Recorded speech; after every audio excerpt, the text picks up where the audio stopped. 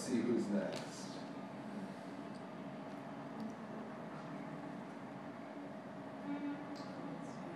Who? All right, so you shot with no filter? No filter, right? You can see the exact same thing is happening here, where all of your shadows are very, very blue. And they overcompensate? And we haven't seen anything, but the red is popping through. You should use the 85 orange filter, yes. Or orange? Yes. It is orange. It is orange. It's numbered 85, but it's an orange filter.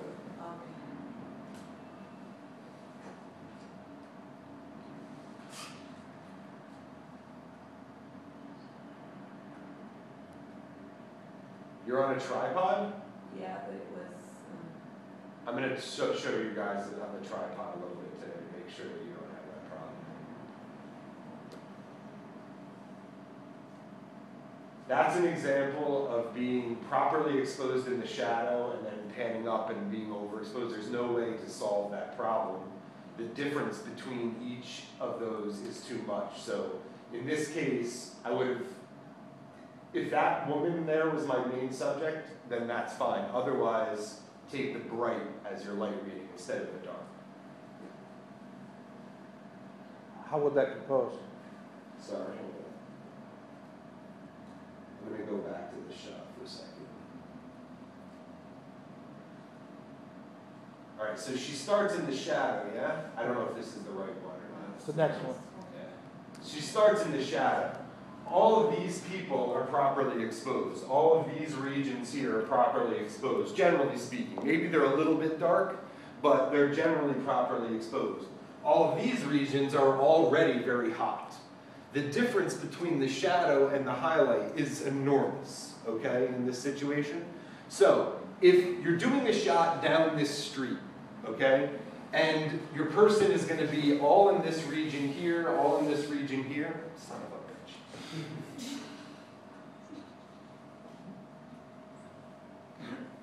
Right? If that's what's happening, then it doesn't matter that these highlights are blown out like that, because you want to be able to see the people that are working in this area. So I would go take a light reading in any of these dark areas and expose for that. Maybe cheat it so that it's a little bit like I let this be one stop underexposed or something like that. But, you know, basically this is what my shot is. A majority of my shot is in the shadow. Yeah, that makes sense? Yeah. But when she pans up here,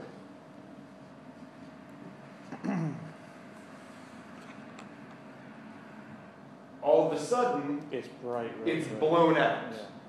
That shot isn't going to work. You've exposed for the dark area and then panned up to the bright area and it's going to blow out. If this is your planned shot, then what you would want to do, I'll show you where to go. What you would want to do is walk over to this area here, because you can get your light meter here, or right here, right? And take a light reading for that sunlit. That way, all of this area is going to be in shadow. When you start your shot, it's going to be dark. You're going to be able to see forms, but it's going to be a little bit darker. And then, when you pan up, and your person is actually up on that fire escape or whatever, they're going to be properly exposed. All right? So using this as a great example, you can see how there's so much of a difference between those two things. You got to just choose which one is important. Normally, if I have this big of a difference, I'm going to err on the side of exposing for the brighter area and let my darker area be in dark shadow. All right, that's just the rule of thumb. Everybody's got me with that stuff? All right, sorry. That was just a really nice example. And see, so here, she's got a better exposure for those top buildings, and it's darker down in the alley.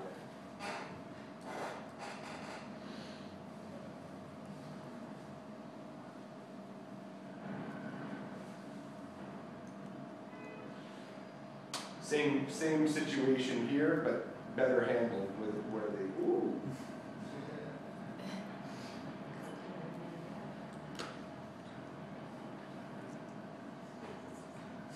Hey buddy, what are you looking at?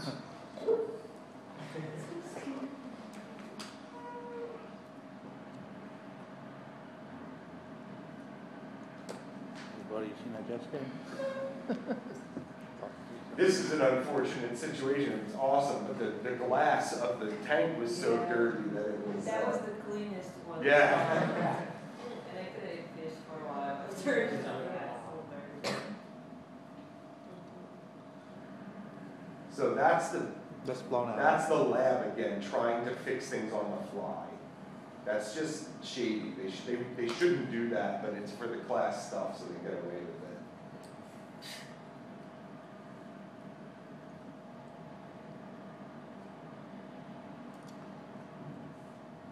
Now, that had a filter on it? Because that, you said the warmer tones should pop. No, but you can see them changing the Yeah. color shift right there. Okay. So they just took everything and Made tried to even it out, but and it's overexposed slightly. So that's all that's happening is that they fixed it very well in this one, unlike Infinix, which they didn't fix poorly, but they fixed it with a different kind of stylized look to it. Okay.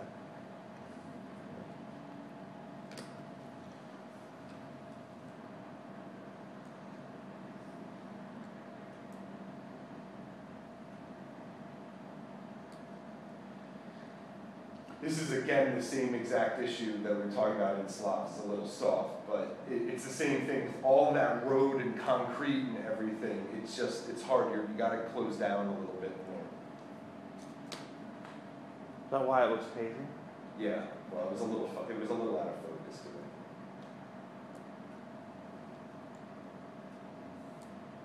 This situation is good. She's got the exposure for the fruits and the vegetables and everything. When the person walked through in the foreground and they overexposed, that's fine. What do we care? That's the right way to do that.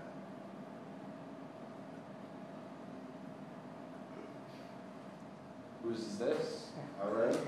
So what did you shoot? 250D. 250D. Telephoto lens, increasing the shake a little bit, but nice.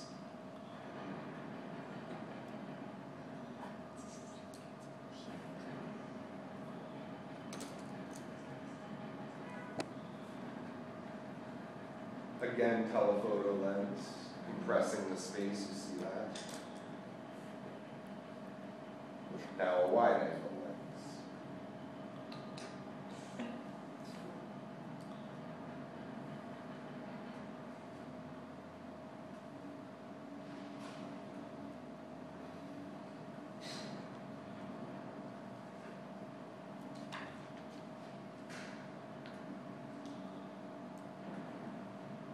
Here's a great, I'm going to just go quick. I don't know why that was so good. Hmm? I remember doing that one.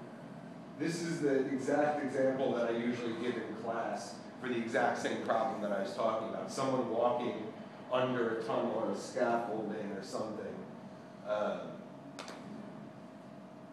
So here, your subject is in the sun to start the shot. So you want that to be properly exposed. Plus your whole background is that brightness, so you want that to be properly exposed. We don't care about the detail under the bridge. We want them to go into that shadow. So that's the right way to expose for this shot. If she stops under that bridge, which she doesn't, but if she does stop under that bridge, okay, we would go under the bridge to take the shot, and then we would expose for it under the bridge, and the next shot would be a different type of exposure. You'd be able to see the detail. That's how you would do that shot.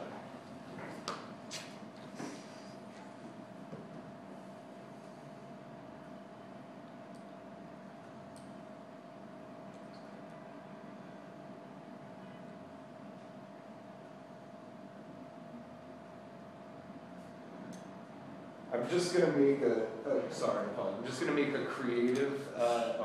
You're videotaping it. Sorry. No, that's okay. You're gonna have a copy of it next week. Just as a creative critique, a lot of student films that I see have the situation where 90% of the film is from behind the subject's head. We like to see people's faces every once in a while, so just think about that. You finally got her face here, but that's just something to think about, that you don't know, it's not just like watching someone do something, so you're behind them. Nice, very nice. Nice composition, very nice shot.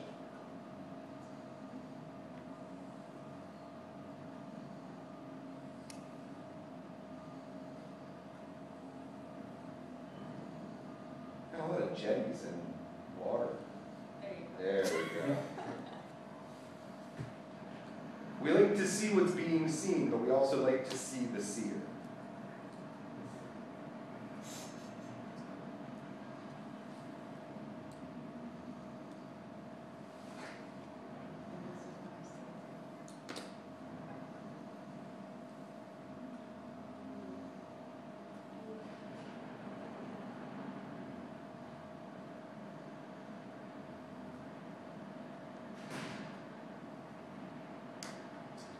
So there's a situation where it's just the camera is a little bit too close, or the focus is a little bit off on exactly what you're trying to focus on because of using the telephoto lens.